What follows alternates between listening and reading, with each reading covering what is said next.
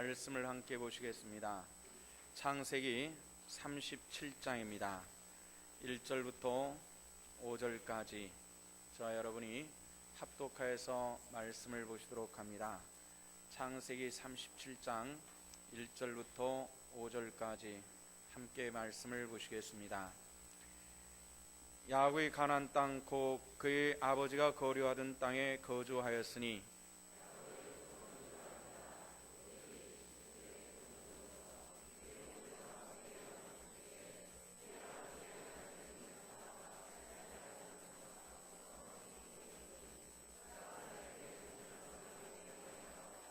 요셉은 노년에 얻은 아들이므로 이스라엘의 여러 아들들보다 그를 더 사랑함으로 그를 위하여 채색 옷을 지었더니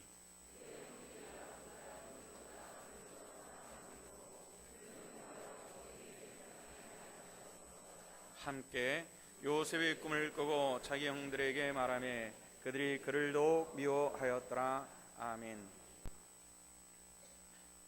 우리 마음이 내 영혼이 더욱 주를 감사하게 하시옵소서.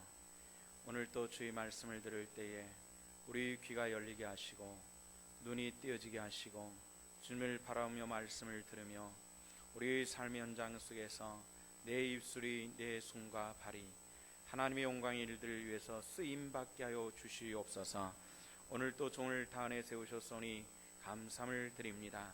영광을 받으시옵시고 합당한 은혜로 함께 하시며 성령으로 강단을 지키시며 백성들의 말씀을 들을 때에 심령의 아멘로 화답하며 삶 현장에서 예수 그리스도의 그 은혜와 덕을 나타내게 하여 주옵소서. 감사드리며 예수님 이름 받들어 기도했습니다. 아멘. 우리가 창세기 말씀 아브라함에서부터 이삭과 야곱까지 우리가 함께 보았습니다. 오늘 우리가 요셉을 보게 될 것입니다. 요셉을 다 우리가 함께 본 다음에 그 다음에 출애굽기로 넘어가서 모세에 대해서 함께 봅니다. 성경을 우리가 인물을 중심으로 해서 그 역사를, 하나님의 역사를 함께 보는 것입니다.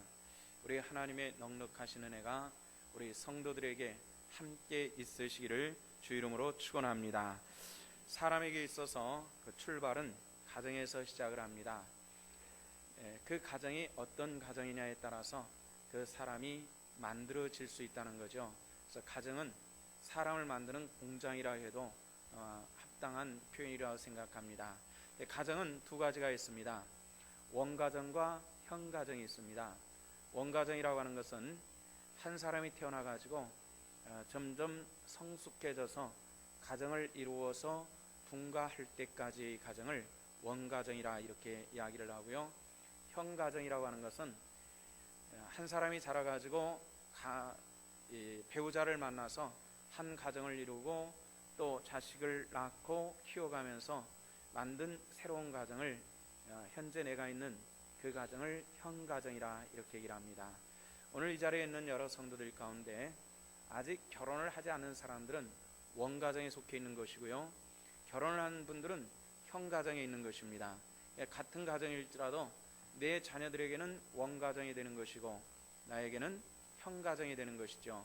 원가정과 형가정, 이것은 굉장히 밀접한 관계를 가지고 있는데 원가정에서 어떤 가정에서 자라났느냐에 따라서 형가정을 만드는 일을 해나갈 수가 있습니다. 사랑 많은 가정에서 그리고 좋은 부모를 만나가지고 원가정에서 그렇게 만난 사람이라면은 형가정을 또 그렇게 만들어갈 수 있을 것입니다. 하지만은 조금 불행스럽지만은 원가정에서 부모를 좋은 사람을 만나지 못한 사람들은 형가정을 만들어가는 데 있어서 굉장히 힘든 일들이 있을 것입니다. 오늘 우리가 말씀을 들을 때 나는 원가정을 잘못 만났으니까 형가정을 포기해야 되겠다 이런 생각보다는 우리가 원가정은 조금 부족할지라도 내가 이것을 거울 삼아서 형가정을 좀 아름답게 만들어 가겠다라는 그런 다짐이 있는 그런 우리 하나님의 권속들 될 수 있기를 주 이름으로 부탁을 드립니다. 오늘의 주인공인 요셉의 가정 환경을 살펴보면요, 그 원가정이 굉장히 복잡했습니다. 아버지 야곱이 부인이 4명이 있었습니다. 4명의 부인 가운데서 라헬이라고 하는 어머니 밑에서 태어난 사람이 요셉입니다. 네 사람의 부인을 통해 가지고 야곱은 12아들을 두었습니다. 또 한 사람이 딸을 두었는데요, 13명의 아들, 딸을 두었습니다. 부인이 4명에다가 자식이 13명입니다. 어떻겠습니까? 굉장히 복잡하겠죠? 얽히고 설키고 아마 굉장히 어렵고 힘든 가정이었을 것입니다. 부인들 사이에서도 남편을 차지하려고 하는 그런 알력도 우리가 성경을 통해서 볼 수가 있어요. 레아가 라헬과 협정을 맺어가지고 남편을 침실로 이끌어가는 그런 것을 우리가 성경을 통해서 볼 수 있는 그런 부분들이거든요. 이러다 보니까 엄마들의 갈등이 자식들에게도 갈등으로 나타나질 수 있는 이런 여지가 굉장히 많이 있습니다. 이런 상황들이 있었기 때문에 요셉의 원가정은 편안한 원가정은 아니었습니다. 그러나 요셉은 형가정을 만들어갈 때 굉장히 아름답고 지혜롭고 축복된 가정으로 만들어갈 수가 있었습니다. 오늘 우리가 이 원가정을 하나하나 살펴보면서 정말 우리들의 가정은 어떻고 내가 지금 만들어가는 내 자녀에게 주어지는 원가정이 어떤 모습인가를 생각하면서 아름답고 복된 가정 만들어갈 수 있기를 주 이름으로 부탁을 드립니다. 우리나라 이조 왕조 때요, 태조 이성계가 이씨 왕조를 건국을 하죠. 근데 이 태조에게는 8명의 아들이 있었다고 합니다. 첫 번째 부인에게서 6명의 아들을 뒀고요, 그 다음에 두 번째 부인에게서 2명의 아들을 뒀습니다. 아들들이 8명이나 되다 보니까 만만치 않았을 겁니다. 근데 첫 번째 부인에게서 난 세 번째 아들 이방원은 태조 이성계를 능가하는 아주 호골적인 그런 사람이었다고 하는데요, 아마 이방원이 없었다면 태조 이성계는 이씨 왕조를 건국하지 못했을 것이다 라고 말할 정도로 대단한 인물이라고 합니다. 그런데 왕조가 건립이 되고 나서, 그리고 이성계는 늙어서 세상을 떠날 때가 가까울 때에 세자를 세웁니다.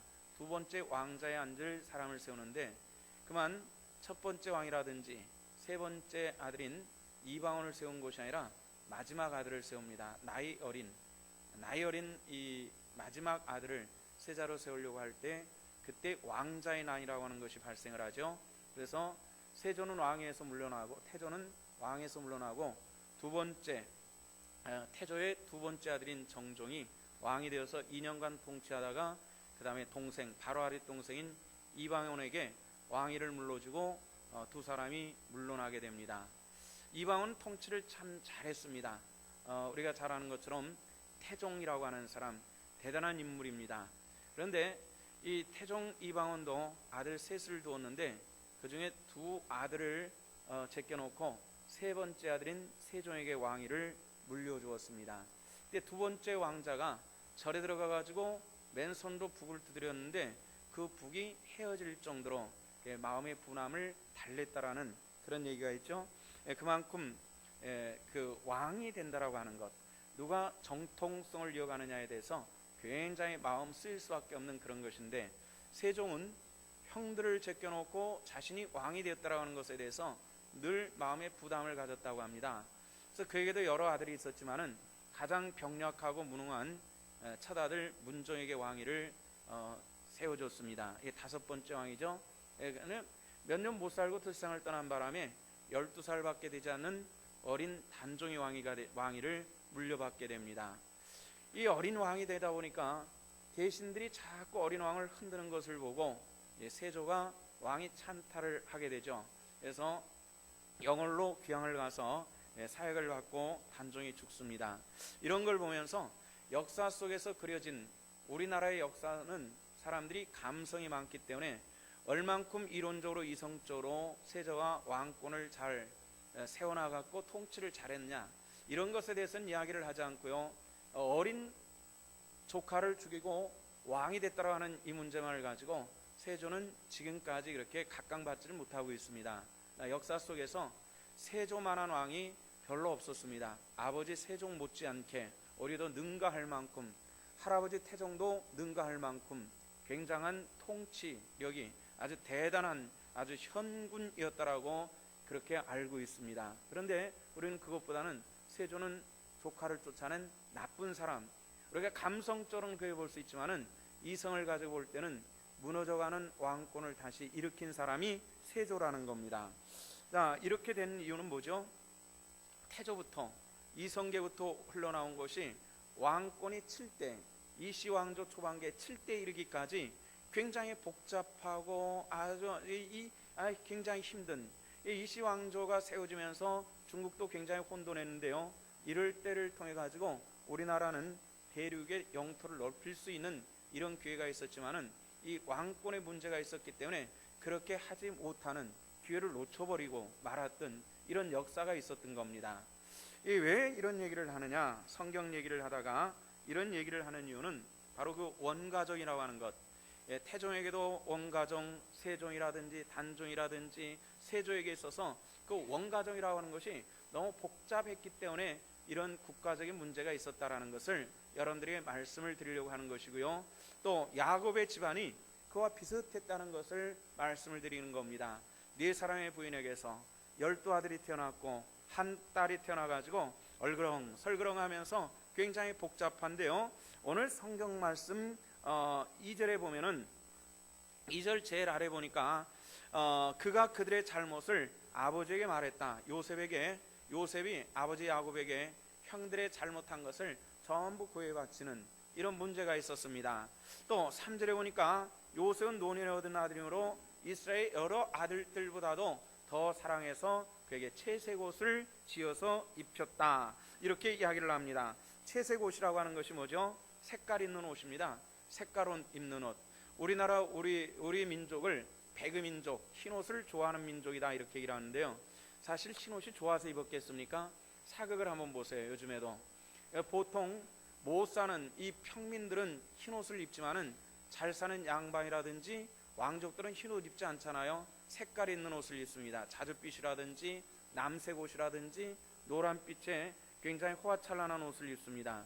우리가 흰옷 좋아하는 민족이 아니라고요. 흰옷을 좋아서 입은 것이 아니라 채색을 하다 보면 돈이 많이 들기 때문에 그냥 흰옷을 입었을 뿐이고요. 돈 있는 사람들은 물감을 들여가지고 좋은 옷 입었었던 겁니다. 이것이 우리나라뿐만 아니에요. 물들이는 가격이 굉장히 비쌀 때는 어느 나라 어느 민족에게든지 흰옷을 입었고요. 돈 있는 사람은 색깔 있는 옷을 입었을 뿐입니다. 여러 아들들인데 하나들에게 색깔 있는 옷을 입었다라는 것은 뭘 의미하겠죠? 이것은 내가 이 아이를 더 사랑한다라고 하는, 이 아이의 관심이 더 많다라고 하는 이런 그 관심의 표명이 그렇게 채색 옷을 통해서 나타난 것이다. 이렇게 이야기를 할 수가 있겠죠. 이것은 뭐죠? 부모의 자식에 대한 편애입니다. 이 편애를 통해서 갈등이 생기기 시작하는데 형들이 그들을 미워하였다. 4절 말씀 보니까 그 형들이 아버지 형들보다 그를 더 사랑함을 보고 그를 미워하여 이렇게 말하면서 그와 편하게 말할 수 없었다. 이 부모의 사랑의 그 편애를 통해 가지고 형제들 간의 의사가 단절되었고 미워하고 미움을 받는 이런 관계가 만들어지기 시작했다는 겁니다. 우리 요즘에는 우리가 자식을 많이 낳아도 3명, 2명, 저와 같은 경우는 1명 이렇기 때문에 편애라고 하는 것이 과연 어떻게 나타나질지는 잘 모르겠어요. 아이들을 많이 키우는 분들에게 많이 해봤자 3명이니까 3명을 키우는 분들에게 물어보면은 먹는 것 가지고도 갈등이 있고 입는 것 가지고도 다툼이 있고 이렇게 얘기를 하는데 저는 모르겠어요. 하나밖에 키우질 않아 가지고 내가 안 먹으면 지가 먹는 것이고 내가 안 쓰면 지가 쓰는 것이니까 별 문제 없이 지금까지 살아오고 있습니다. 근데 저도 역시 저희 형제가 5이거든요. 위에 한 분의 형님과 3분의 누님입니다. 제가 막내예요. 그런데 지금도 누님들이 이제 다 환갑도 넘고 이렇게 돼가지고요. 만나면 이런 얘기를 합니다. 우리 어머니가 딸들이라고 우리를 이렇게 제껴놓고 아들들을 편애를 했는데 특별히 막내를 특별히 사랑해가지고 우리가 질투가 참 많았다라고 이런 얘기를 나이가 들어가지고 지금도 얘기를 하는 겁니다. 근데 저는 저희 어머니가 특별히 사랑한 걸 잘 모르겠어요. 왜 모르냐면요, 복날 닭 한 마리를 잡으면 제 목숨 모가지였다니까요. 이 닭 모가지에 대한 그 어떤 컴플렉스는 제가 대단합니다. 우리 어머니는 나에게 닭모가지만 주고 닭다리만 줬다. 닭다리라 그래가지고 이거 허벅지 쪽이 아니라 그 뼈다구만 있는 거, 뭐 이렇게 생긴 거 있잖아요. 요것만 먹었거든요. 그래서 이 닭다리와 닭모가지 컴플렉스가 대단한데 저희 누님들은 그게 아니더라고요. 그럼 몸통은 누가 먹었냐? 우리 형님이 먹었거든요. 우리 형님이 먹었어요. 그런데 우리 누이들은 그건 자기들은 그래 너는 닭다리라도 먹었지만 우린 국물밖에 못 먹었어. 뭐 이렇게 얘기를 하니까 뭐 할 말이 없어요. 어머니가 지금 세상 분이 아니시니까 지금 만약에 계셔서 여쭤본다면은 그게 뭔 말이냐? 나는 국물도 못 먹었어야. 뭐 이렇게 얘기하실 것 같아요. 이게 사람 사는 게 그랬거든요. 그런데 사람들마다 나는 차별 대우 받았다라는 이런 생각을 하는 경우들이 많이 있는 것 같습니다. 아마 여러분들도 그러신 분들이 있을 거예요. 오늘 말씀을 들으면서 여러분들 속의 편에 대한 그 상처가 치유될 수 있기를 주님의 이름으로 축복합니다. 그리고 진정 내 가정 속에서 내 자녀들이 어떤 편애가 아닌 진정한 사랑을 받고 있다고 하는 이런 영적인 안정감 속에서 성장해 나가는 그런 놀랍고 크신 축복이 우리 성도들 속에 함께 하시기를 원합니다. 야곱의 가정으로 다시 한번 돌아갑시다. 우리가 야곱의 가정을 보면 편애를 했단 말이에요. 참 이게 편애가 문제였습니다. 요셉을 특별히 사랑했고 요셉도 알았고 형들도 알았고 아버지 야곱은 뭐 그래도 내 다 자식들인데 어린 것 좀 더 해줬다고 너희들이 뭐 이렇게 얘기할 수도 있는 그런 입장일 거예요. 저희 형제들 가운데서는 딸을 셋을 낳은 누이가 있습니다. 딸 셋, 큰아이가 32이고 둘째가 30이고 셋째가 28인데 다시 반갑습니다. 근데 좀 이쁘거든요. 마음이 드시는 분 신청해도 됩니다.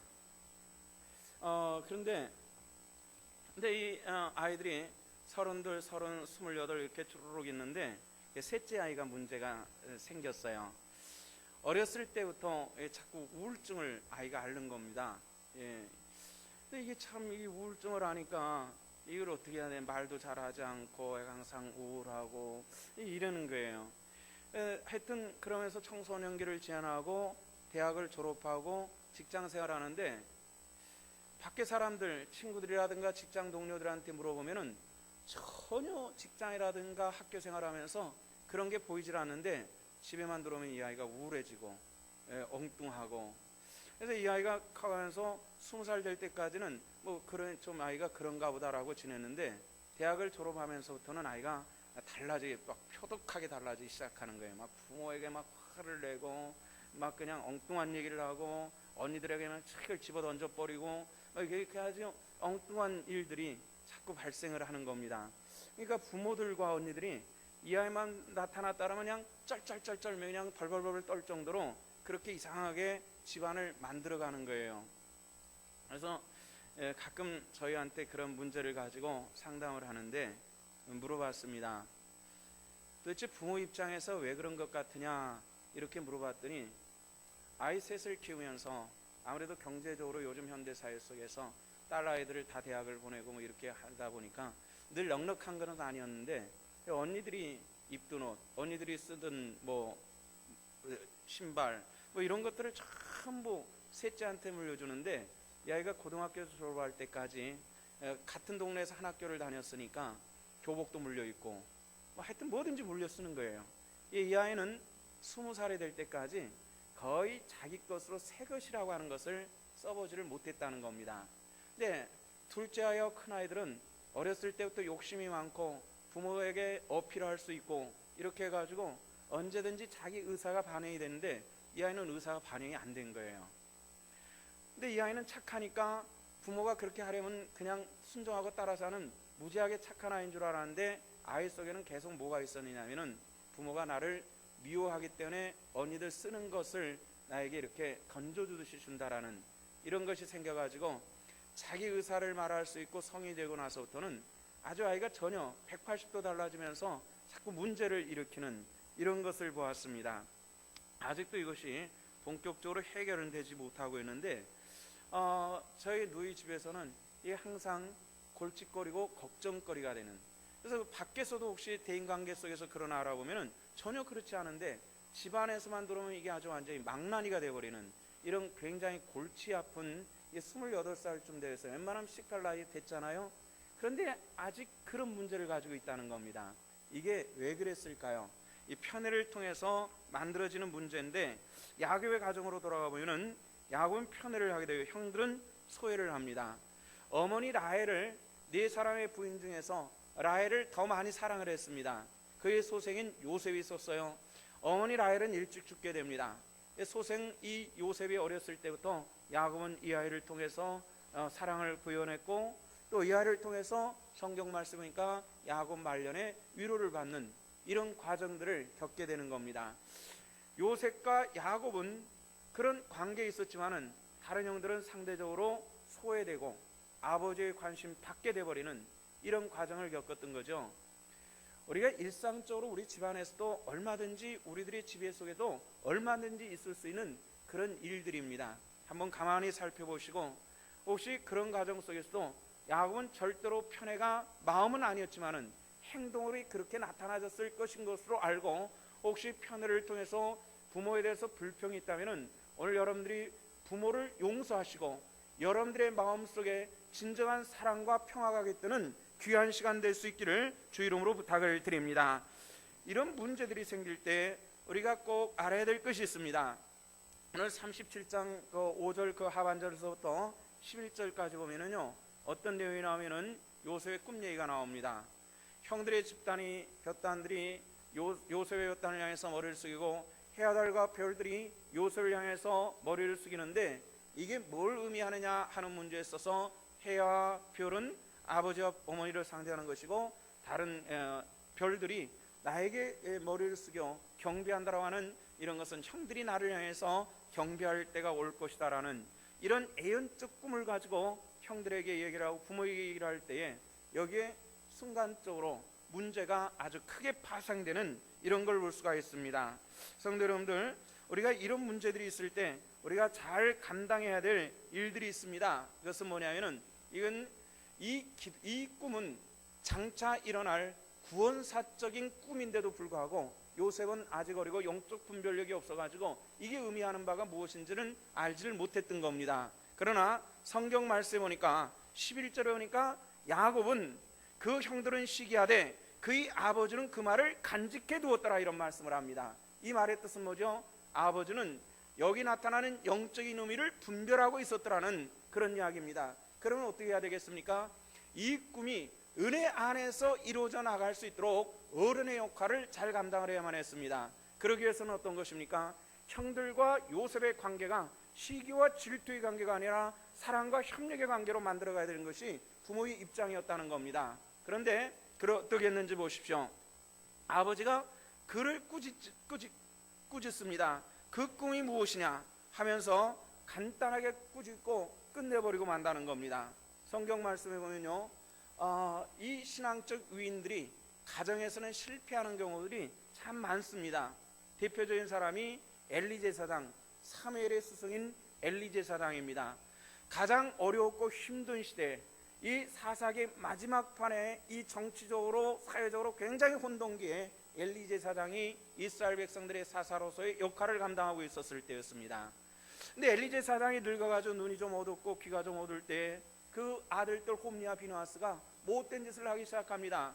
백성들이 하나님께 드릴 제물을 가져올 때 그 중에 제물로 바쳐지기 전서부터 좋은 부위를 끊어가 버리는 이런 아주 악독한 짓을 하고 있었어요. 온 이스라엘 백성들에게 소문이 났습니다. 하나님께 드릴 제물들을 제사장들이 갈취한다라는 이런 얘기였습니다. 이런 소문들이 엘리 제사장의 귀에도 들렸어요. 이런 문제가 생겼을 때에 최소한 제사장의 역할을 감당했다면 30살 이상이 됐었을 겁니다. 이 사람들 불러다가 아주 호되게 야단쳐야 되는데 그렇게 하지를 못했다는 겁니다. 적당하게 얘기를 하는데 성경 사무엘상 2장의 말씀에 보면은 엘리 제사장의 아들들에 대해서 이렇게 얘기를 합니다. 아들아, 소문에 듣자니 너희들의 소위가 아름답지 못하도다. 그러면 안 돼. 이렇게 하고 끝내버렸다는 겁니다. 잘못된 일들에 대해서 솜방망이로 대충 떼어나가 버리는 이런 어리석음의 모습들이 오늘 성경을 통해서 포착되고 있는 겁니다. 혹시 우리 자녀들이 잘못된 것을 반복한다면은 내가 그 자녀에 대해서 징계하고 다스리는 방법이 어디 있는가를 한번 살펴보시길 바랍니다. 엘리 제사장이 홈리와 비누아스에 대해서 적당히 넘어갑니다. 이거 그렇게 하면 안 돼. 대충 떼우고 넘어가 버리고 말았습니다. 야곱이 요셉에 대해서 그렇게 하고 말았습니다. 아들아, 너 이게 정당한 일이냐? 그렇게 하면 안 돼 하고 대충 넘어가 버리고 말았다는 겁니다. 그랬을 때에 야곱의 집에는 형과 동생들의 이 심각한 갈등이 메꿔질 수 없는 이런 문제가 발생을 하고 말았고요. 홈리와 비느하스는 그렇게 함을 통해서 아버지의 무서움을 몰랐기 때문에 결국 어떤 문제가 발생했냐면 홈리와 비느하스는 비참하게 죽을 수밖에 없었던 하나님의 징계의 대상이 될 수밖에 없었다는 것을 성경이 우리들에게 가르쳐 주고 있다는 겁니다. 그러면 성경은 우리들에게 뭐라 말씀하십니까? 이럴 때 초달하라 이렇게 말씀합니다. 초달하라는 것은 뭡니까? 매를 들어라, 때려라 이렇게 말씀하는 겁니다. 강단에서 목사가 사람 때려라고 하는 것은 이거는 합당하지는 않습니다. 나 성경이 말씀하시는 바는 그것입니다. 아이들이 심각하게 잘못하고 이것이 반복되면서도 불구하고 그 뒤에다가 그러면 안 돼, 그러면 안 돼 이렇게 해가지고 아이는 되지 않는다는 얘기입니다. 너 이리 와 이놈의 새끼. 너무 강했나? 패는 거예요. 어쩔 수 없어요. 감정이 아니라 사랑이 깃든 매를 가지고 이것을 바로 잡아줄 수 있는 그런 하나님의 사람들, 우리가 기도하며 엘리제 사장도 기도하는 사람이었고요, 야곱도 기도하는 사람이었습니다. 그러나 그들의 다스리는 방법은 달랐다는 얘기예요. 하나님의 말씀은 잘못된 것이 있으면 조달해라 이렇게 말씀했는데 이걸 하지 못했던 것이 아이로 하여금 그르치게 만들 수밖에 없었다는 겁니다. 또 한 사람 제가 소개해 드릴게요. 다윗이라고 하는 사람입니다. 우리가 잘 아는 것처럼 아브라함과 다윗은 예수 그리스도의 세계라고 하는 것처럼 예수 그리스도의 메시아가 있다면은 직접적인 대단한 통로가 됐던 사람이 다윗입니다. 그런데 이 다윗이라고 하는 사람이요, 성군으로서 왕으로서 대단한 그런 그 권위가 있는 사람이었습니다만은 가정에서 아버지의 권위는 얼만큼 있느냐 말할 때 눈꼽만큼도 없었습니다. 이 다윗이 그랬어요.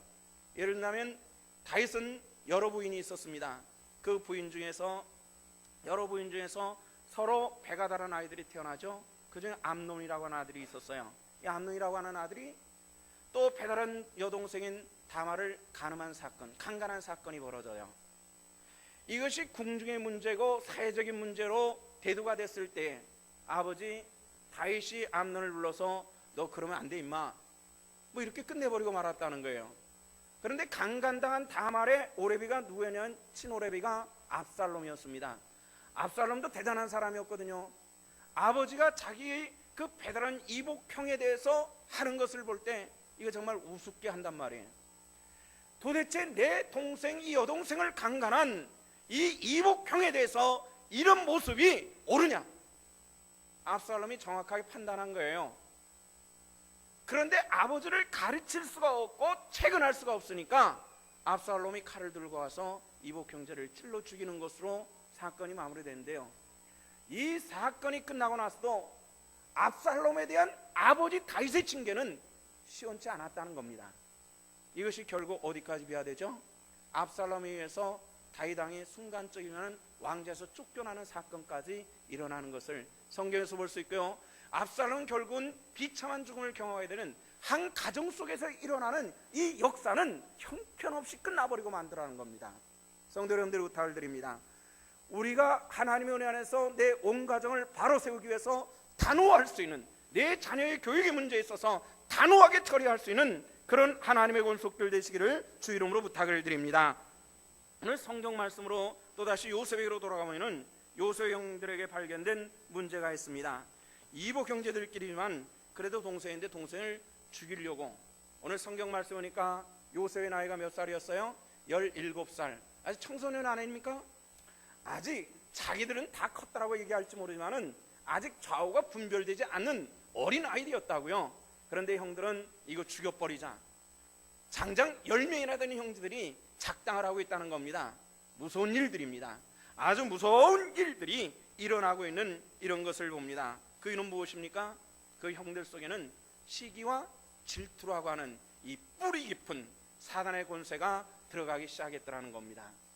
시기와 질투가 생겨나기 시작하면요, 사람들은 눈이 멀게 되는, 분별이 사라지게 되는 이런 특징을 가지고 있다는 겁니다.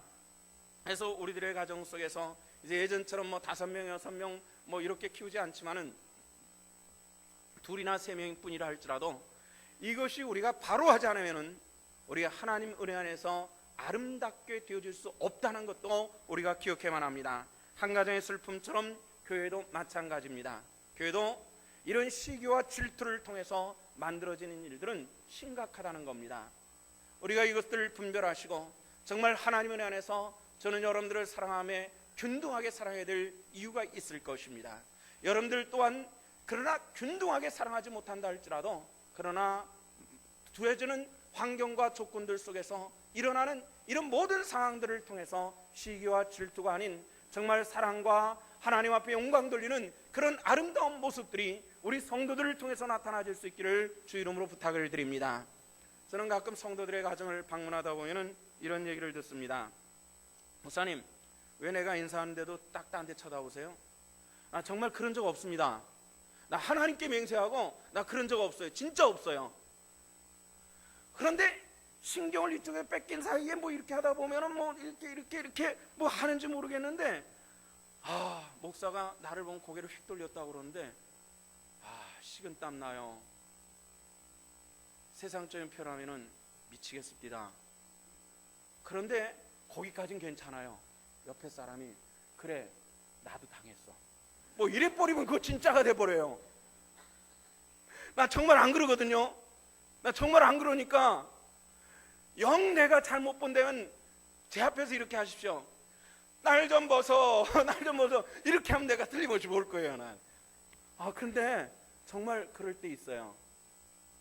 저도 여러 사람들과 같이 인사하다 보면은 뭐 시각이 1초, 2초, 3초씩 이렇게 왔다 갔다 하는데요, 안 머무를 수 있을 거예요. 그렇게 오해할 필요는 없어요. 제가 생각해도 그렇게 나쁜 목사 아니거든요. 그렇게 엄청 나쁜 목사는 아니에요. 그런 오해를 할 필요는 없어요. 근데 그런 오해까지 하는 건 또 좋은데요, 옆에 사람이 거들어 주지 마세요. 우리 목사는 그런 분 아니거든 이렇게 해주면 되는데 되게 섭섭하지. 나도 그렇게 한번 당해봤다? 뭐 이래 버리면 완전히 뒤집어져 버리니까. 근데 그런 분이 있는 것 같아. 누굴까? 잡아내야 돼. 이건 다 반드시 잡아내야 돼. 그러면 진짜 속상할 거예요. 근데 그러지 않거든요. 정말 안 그래요. 우리가 그런 갈등의 원인들이 어디 있는지 한번 생각해 보시기를 바랍니다. 그것은 먼저 수동적인 부모의 교육 속에서 나타나질 수 있는 것이고요, 이런 것들을 통해서 형제들 사이에 심각한 문제가 벌어지고 있었는데 그것은 어떤 것이냐면은 사단들이 주는 이 시기와 질투가 그 심령에 깊이 자리하고 있었다라는 이런 문제입니다.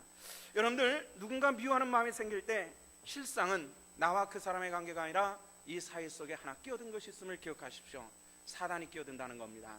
이것이 야고보서 3장 5절로부터 우리에게 가르쳐주시는 말씀이 있는데요, 3장 14절로부터 이런 얘기가 있습니다.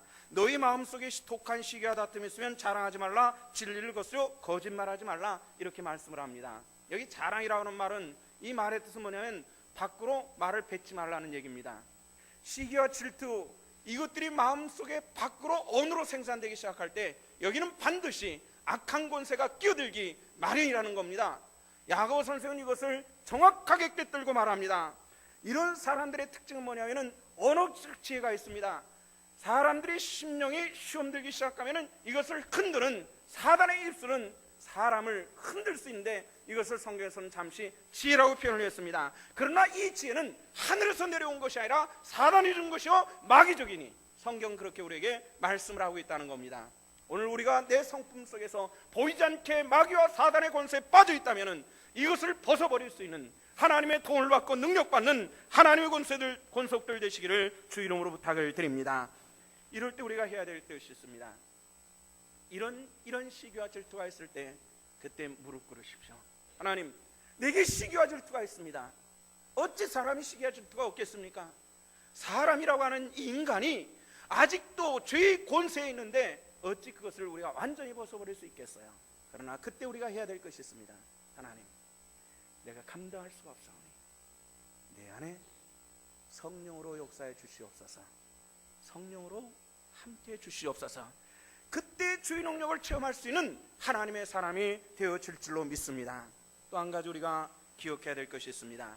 사람에게는 각자의 다른 은사가 있다는 겁니다. 야곱은 쌍둥이죠. 쌍둥이인 예서가 있었습니다. 이 두 사람이 각각 취향이 달랐어요. 예서는 말 달리고 들판에서 그냥 힘을 쓸 수 있는 그런 남성적인 사람인 반면에 야곱은 어떻다 그랬어요? 어머니하고 음식 만드는 이 여성적인 취향이 강한 사람이었습니다. 야곱의 입장에서 볼 때는 형 엄마 좀 도와주지 않고 말이지 맨날 밖에서만 돌아다녀 이렇게 할 수가 있겠고요. 야곱의 예서의 입장에서는 나 좀 도와서 양몰이 좀 같이 하자 얼마든지 얘기할 수 있었을 텐데 은사가 달랐어요. 한 사람은 집안에 한 사람은 밖에 있었어요. 이런 것들이 갈등이 이 문제를 이 은사적 해결을 잘하지 못했기 때문에 이런 갈등의 소지가 만들어진다는 것을 우리가 알 수 있는 그런 대목이기도 합니다. 교회도 마찬가지입니다. 은사가 제각기 다른 걸 어떻게 하겠습니까? 어떤 사람은 이런 은사가 있고 전 사람 저런 은사가 있는데 종종 사단의 권세를 입술로 가지고 심령으로 나타나는 사람들의 특징은 그렇습니다. 꼭 한마디 해야만 합니다.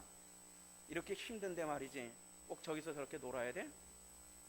이런 얘기를 하는 이 사단의 속성에 붙들림 받기 쉬운 그런 사람들의 모습이라는 겁니다. 그래서 삐죽거리기 시작합니다. 요즘에 제가 보는 책 중에 이런 그 사람들의 그 관상학에 대한 것이 있습니다. 목사가 관상학 본다니까 좀 오해하시겠는데, 조용진이라고 하는 교수님이 우리나라 유일하게 얼굴학에 대해서 연구를 합니다. 어느 쪽에 태어난 사람이 어느 쪽이 발달하고 이런 것을 쭉 보는데 그 사람 하는 얘기가 무엇이냐면은 45도로 각도로 비스듬히 틀어가지고 이런 사람을 조심하라는 겁니다. 45도로 이쪽도 보여줘야죠. 미워서 안 보여주는 것 같으니까 이쪽으로 45도로 사람이 저쪽에 딱 놔도 딱 들어가지고 눈을 사실 탁 뜨고 이런 사람은 조심하래요. 조심하십시오.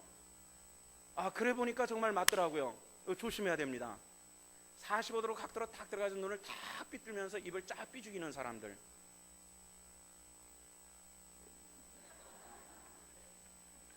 없으시기를 바랍니다. 아름답지도 못하잖아요.